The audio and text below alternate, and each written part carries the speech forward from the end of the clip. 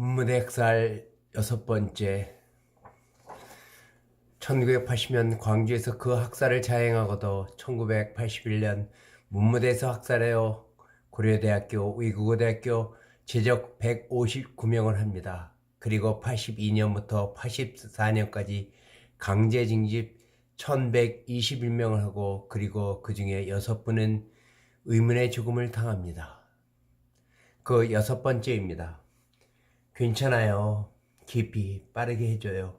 하지만 창섭은 조금 속도를 올릴 뿐이었다. 꼭 목을 잡았던 헬렌의 두 팔이 풀어졌다. 너무 힘든 모양이었다. 하지만 그제야 창섭이 더 커져 단단해지고 있었다. 헬렌이 괜찮다며 계속 달리라고 했지만 곧 정신을 잃었다. 찬바람에 정신을 차리니 풀어졌던 옷매무시가 단정해져 있었다. 힘들게 다시 단추와 지퍼를 내렸다. 스킨십이라도 해줘. 느끼지도 못할 텐데 왜? 그는 할 수 없이 온몸에 뜨거운 침을 성의껏 발라주었다. 느낌은 없지만 좋아요. 당신 냄새가 온몸에서 나요. 백호터널에서 팔랑리는 근거리였다. 옛 모습을 전혀 찾아볼 수 없는 너무나 잘 정돈된 팔랑리는 이제 은행이며 편의점 하나로 마트까지 없는 게 없었다. 깨끗한 여관을 예약하고 헬렌이 그토록 원했었던 팔랑리 저수지로 데려갔다. 저수지 맞은편은 유격장이었는데 이제 그런 시설은 없는 것 같았다. 나 할 말 있어요.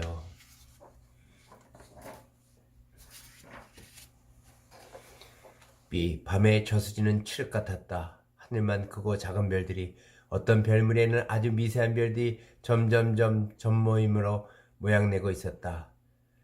그 사고 우연 아니었어요. 그럼 당신이? 내가 한 건 아니지만 내가 막을 수는 있었어요. 1999년 일이었다. 한 남자가 헬렌 정현정을 만나러 왔었다.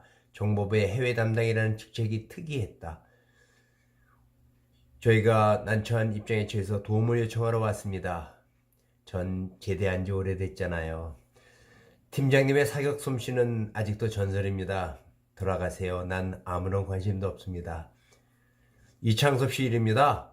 네? 이창섭 씨요? 사망했나요? 잘 계시고요. 연관된 다른 일입니다. 창섭이 제대 후 미국으로 출국해 그들의 시야에서는 사라졌었다.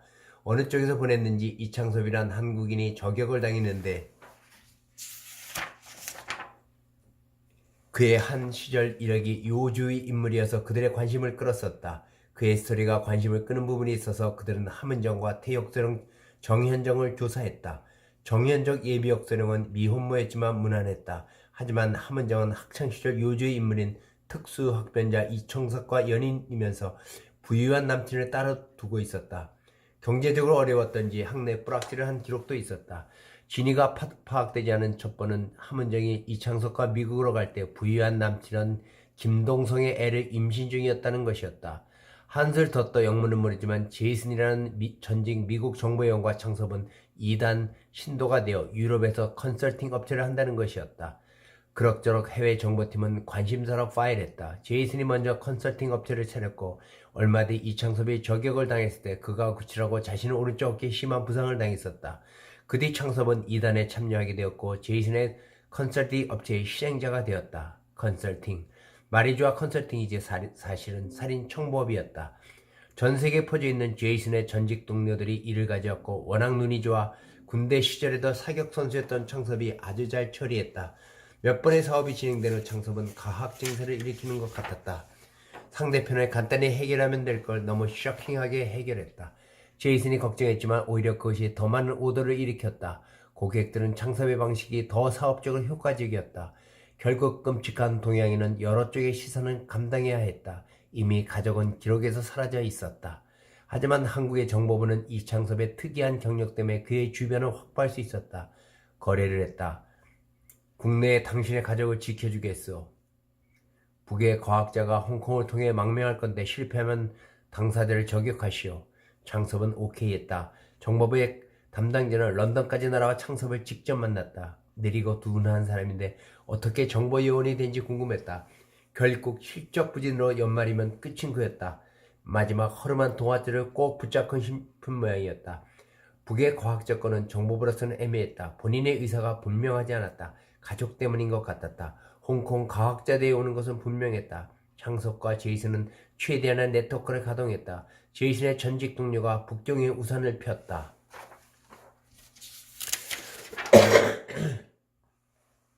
그 과학자의 가치는 상당했다. 한국의 정보가 탐낼만 했다. 북의 조력자는 다른 내용도 제공했다. 그의 처제가 다른 과학자의 혼외 자녀를 낳았는데 그 과학자는 그 분야의 수장급이었다. 처제가 오면 그 과학자는 어떻게든 한국에 올 것이 틀림없다는 것이었다. 그 과학자의 가치는 전자와는 비교도 안 되었다. 북의 조력자는 이제는 더 이상 그런 일을 안 해도 될 정도의 달러를 받았다. 엉뚱하게도 러시아로 탈출한 것은 정보부의 타깃 과학자가 아닌 그의 처제와 아이, 훨씬 중량감 나간다는 그 과학자였다. 가치도 가치거니와 타깃 과학자는 이미 감시 대상이 되어 있었다. 정보부는 담당자를 퇴직은커녕 그 파트의 책임자로 발령했다. 무능하지만 창섭으로의 연결이 지속적으로 필요할 것 같았다. 느리고 둔한 사람은 체질상 의리를 중요시한다. 그는 창섭에게 한없이 감사했지만 드러내놓고 감사할 수 있는 상황은 아니었다. 감청 담당이 난처한 보고를 했다. 여자가 남편이 외국에서 있어서인지 바람을 핀다는 것이었다. 학창시절에 부유한 남친 그자였다. 김동성. 그리고 함은정. 그자는 창섭과 은정의 딸 아이의 친부 같았다. 동창들 사이에 이미 창섭이 사람 백정이라고 소문났으니 은정에게 접근하는 것은 위험천만이었다. 하지만 은정이 그의 딸을 낳았다는 것을 알고 자기도 억제하지 못하는 본능으로 위험을 무릅썼다. 위험이 아슬아슬한 정서는 감미람이 배가 되는 법이다. 은정이를 버려서 난 형벌로 이교도가 됐나봐. 죄책감 섞인 고백은 은정을 흔들었다. 이단이지만 그는 나름대로 정결한 생활을 하고 있었다. 은정을 만나니 축적했던 성욕의 마일리지가 한꺼번에 쏟아졌다. 워커힐에서 구리로 가다 보면 상거리 더 가서 키 높은 코스모스 정글이 있다. 백어택은 추억이었다. 이문동의 옥상이 생각났는지 그는 그 방식으로 퍽이나 오래 했다. 그리고 강가로 가서 은정을 벗기고 강물로 정성껏 닦아주었다. 은정이 감동에 몸소리쳤다. 아이 많이 이쁘던데 어떻게 알아? 아이가 어린이집 왔다 갔다 할 때 식품 배달에 종종 서 있는데 그거 나야. 그래도 자기 자식이라고 찾아와 몰래 지켜보는 그가 짠하면서도 고마웠다. 무릎을 꿇고 그의 심지를 입에 넣었다. 감정이입인가 사탕보다 더 달았다. 그가 견디기 힘든지 그만을 연이어 허공에 속삭였다. 그럴수록 자극이 되는지 은정은 더욱더 세차게 빨아들였다. 그의 다림이 풀렸는지 풀썩 바닥에 주저앉았지만 은정은 따라가며 입에 넣은 것을 놓치지 않았다. 얼마간의 미래는 달콤했다. 계산은 늘 은정이 했다. 학창시절에 분에 겨운 대우해주던 걸 생각해서 은정이 늘 지불했다. 때론 돈이 필요하다고 해서 몇 번은 적지 않은 돈을 보내줬다. 정보부 해외팀장은 이러지도 못하고 저러지도 못했다.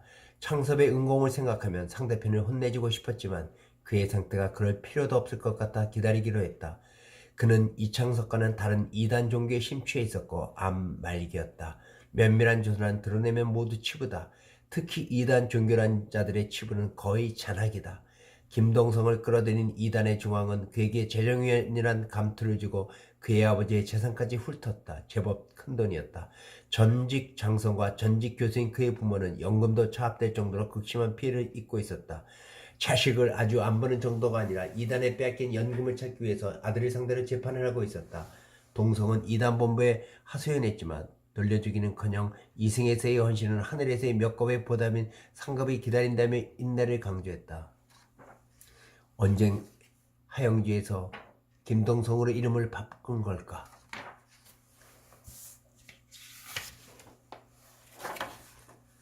그래도 계속 부모권을 애원하자 이제는 그만 나가라는 분위기였다. 감청 담당은 모두 기록하고 있었다. 그는 해외 파트장의 라인이었으니 난감하기는 마찬가지였다. 언젠가 이창섭이 알 텐데. 그러면 이때까지의 쏠쏠한 도움은 당연히 끝날 것 같았다. 창섭은 은정과 자녀 문제를 안심하고 있었다. 가끔씩 한국 정보부의 윤환식 팀장은 정보부가 개입하기에 껄끄러운 문제를 부탁했고 그때마다 매끈하게 처리해 주어서였다. 그러던 중 윤 팀장은 심각한 문제가 발생해 감청을 헬렌 정현정 소령에게 보낸 것이었다. 이리저리로 코너에 몰린 김동성이 은정과 자기의 딸과 함께 미리 하늘나라로 갈 작정을 한 것이었다. 핸폰의 감청은 소소한 기억을 놓치지 않고 기록했다. 2단의 협조에 은정이 딸과 함께 외출할 때 대형 트럭으로 추돌하는 것이었다. 이단은 보험금도 탐나고 골치 아픈 김동성을 사라지게 할 겸해서 적극 동의했다. 정보부도 준비했다. 현역 시절 뛰어난 사격 실력의 정현정 소령이 대형 트럭의 은정과 딸의 승용차를 덮치기 직전에 사격하여 김동성 혼자만 교통사고사 하도록 준비했다. 김동성만 사라지면 윤 팀장은 일사천리인데 턱도 없는 자가 끼어들어 황사를 뿌리고 있었다. 이단도 윤환식 팀장도 긴장한 날이었다. 팀장은 의리 때문인지 멀리서 자기도 장비를 준비했다. 헬렌이 실패하면 그가 발사할 작정이었다. 감청도 준비를 했다. 이미 그들은 허용호재였다. 감청은 맞은편에 위치했다. 셋의 장비는 다 북한 테러리스트들이 쓰는 것이었다. 하지만 승리는 이단의 것이었다. 어쩐 일인지 정현정 소령은 사격하지 않았다. 두 사람은 모두 명중시켰지만 이미 타이밍을 놓쳐 김동성은 관통당한 채 대형 화물차로 은정의 승용차를 덮쳤다. 세 사람 다 끔찍한 교통사고 사망이었다. 화물차와 승용차의 철판들이 온몸을 갈기갈기 찍어 육신을 흩어놓았다.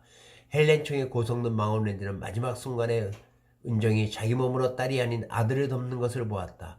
은정이 그의 딸과 죽으면 남는 건 자기 딸뿐이니 자기 딸이 아빠와 함께 살 수 있다고 생각했었다. 하지만 사고 소식을 듣고 한국에 온 창섭은 은정과 아들의 묘소를 폭파하고 돌아갔을 뿐이었다. 오히려 유럽에 소문이 돌았다. 남을 그렇게 잔인하게 죽이더니 자기 가족이 몰살했다는 내용. 언젠가 자기가 한 일은 자기에게 돌아온다. 네가 한 일은 네에게, 내가 한 일은 나에게. 그래서 내가 저 애를 두고 먼저 떠나나 봐요. 숨을 죽이고 밤 하늘만 바라보던 창섭이 휠체어에서 헬렌을 안아 올렸다. 그리고 저수지로 터벅터벅 걸어 들어갔다. 물가에서 잠시 서더니 무언가를 생각하는 모양이었다. 계속 가세요. 오히려 현정이 재촉했다. 그가 천천히 물 안으로 처벅처벅 걸어 들어갔다. 물이 그의 무릎 위를 넘어 현정까지 차올랐다. 이제 내려놓으세요. 그가 주춤했다. 이제 당신은 딸들에게 돌아가세요. 딸들? 그가 갑자기 정신이 번쩍 들었다. 현정이 감기가 들쓰라 그는 부지런히 육지로 올라왔다. 현정이 그의 목을 잡은 채 어깨를 들썩이며 울고 있었다. 그러다 이내 정신을 잃었다. 창섭이 비상등을 켜고 작고 큰 길을 마구 달렸다. 카니발의 시속 200을 넘나들고 있었다. 응급실은 미리 대기하고 있었다. 다행히 며칠도 일반 병실로 옮겨졌다. VIP 룸이었다. 윤 팀장의 멤버들이 의사와 간호사 복장을 한 채 주변을 경계하고 있었다. 이젠 보호자였다. 비용도 전혀 들지 않는 애국자를. 엄마라고 불러도 돼요? 따뜻하게 창섭의 딸이 웃으며 헬렌에게 물었다. 아빠라고 불러도 되나요? 헬렌의 딸은 쏘아붙였었다. 그때 창섭은 아무 말도 못했다. 하지만 헬렌은 나직이 대답했다. 그럼 엄마를 엄마라고 부르지 뭐라고 부르니? 아프는 헬렌이지만 창섭의 딸이 품을 파고들었다. 헬렌, 정현정은 가족끼리 함께 외식하자고 했지만 사흘을 못 버텼다. 헬렌은 문무대의 내용도 몸에 지녔었는지 참 오래도 탔다. 하지만 시신만 담고 문무대는 남아있었다. 아직.